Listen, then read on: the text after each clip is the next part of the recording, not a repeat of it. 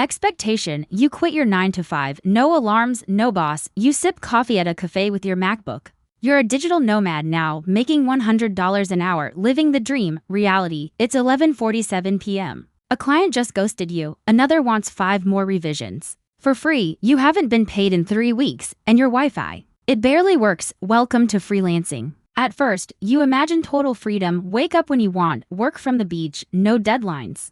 But reality checks in quick. With late payments, scope creep, toxic clients, and platforms taking 20% of your cut, your off days, they don't exist. Your weekends, gone. And you learn fast. Being your own boss means being your own everything: sales, support, accounting, designer, and sometimes therapist. But here's the other side: you learn fast, you gain skills school never taught you, you negotiate, you sell, you market, and you survive. You fire bad clients, you raise your rates. And one day a dream client lands in your inbox. No negotiation, no drama, just, when can you start? That's when freelancing feels like freedom again. Because yes, freelancing is messy, it's lonely, it's real, but once you figure it out, it's also limitless. Do you have what it takes to make it as a freelancer? Take our quiz and find out.